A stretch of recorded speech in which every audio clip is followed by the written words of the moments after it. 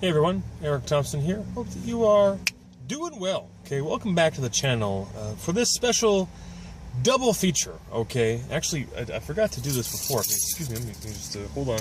Just hold on. Okay, hold on. Let me try and roll these galldarn windows up here so we get rid of all that street noise. All right. Wait, hold on. What's going on? What's this?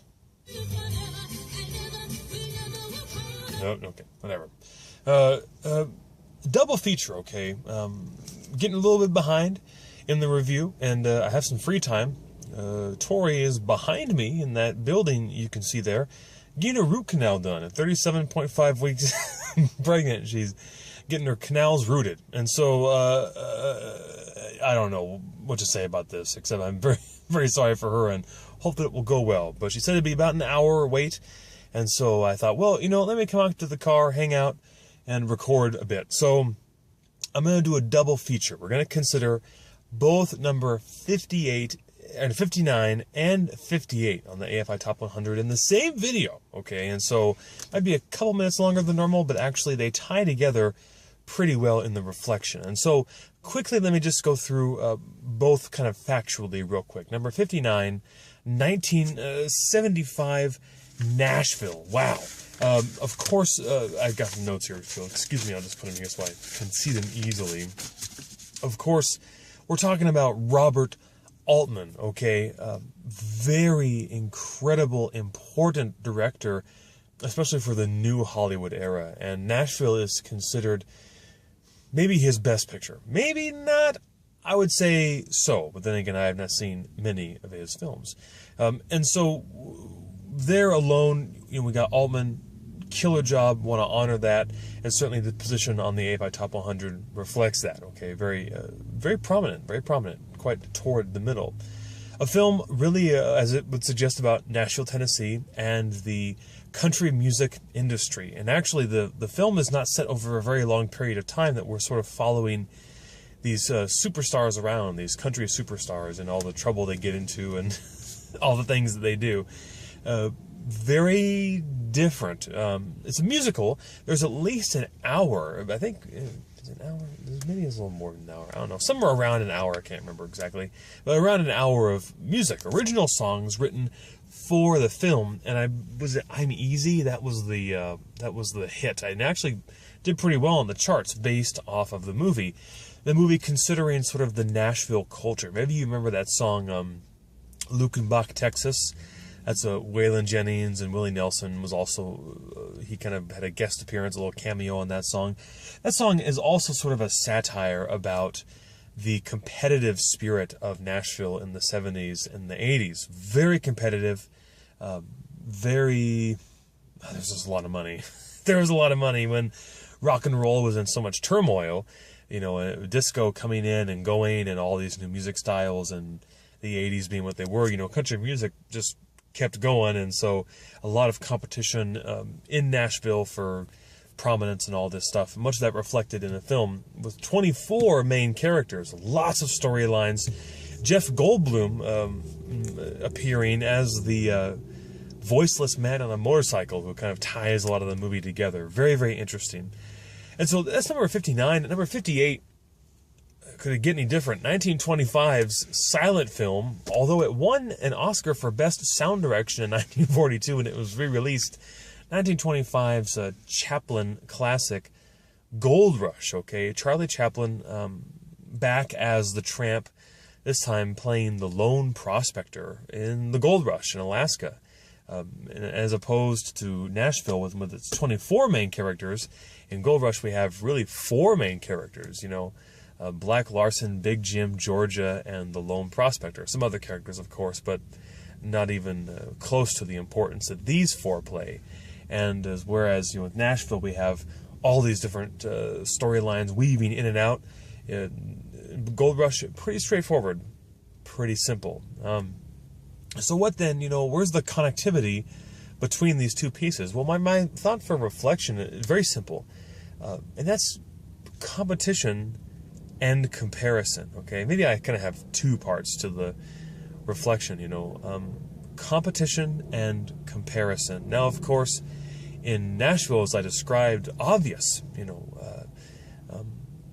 the competition among artists for celebrity, for fame, for attention, for record sales, all these different things. Pretty obvious where people were competing there in that film. But in Gold Rush, maybe that's obvious too, where people are competing for gold.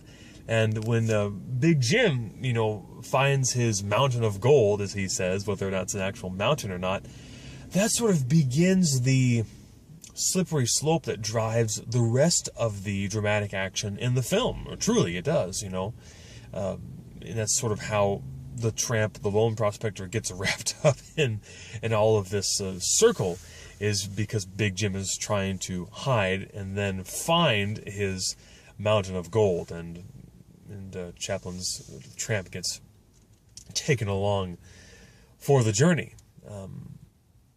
Part one, is just realizing that this is an important element in both these films, but of course, comparison, competition, envy, jealousy, a very powerful dramatic device, plot device in so many films. But this points me toward, among other things, the teachings of Jesus and the Ten Commandments. Maybe specifically the Ten Commandments. I was recently talking with a friend about confession, that is the sacrament of reconciliation in Catholicism. And I had mentioned to them that sometimes priests will just take people down the Ten Commandments, if they're not sure what to confess, or what have I done, what haven't I done over the last week or month or year or however long it's been. Ten Commandments are a great way to sort of assess one's sinfulness, Now, most people will get off pretty good. You haven't been killing anyone, hopefully not worshiping false idols, but maybe there's been some envy, maybe some jealousy, maybe some coveting of other people's things, maybe other people's wives, I don't know, and so on and so forth. But there's a reason that covetedness, or whatever the word is touched on twice in the Ten Commandments. Not only does God satisfy us with saying, don't covet your neighbor's things, but don't covet his wife or her husband. It's a very important detail there to take notice of, that God goes so far as to say to Moses twice, do not covet, do not compare, do not compete. Of course, this was not just an issue for the Hebrews of that time, for the Israelites, but it was an issue in the New Testament as well. And even, as you recall, among the disciples, they too compared and contrasted, and even asked Jesus outright, who's going to be in heaven? Who's going to be saved? Will only a few be saved?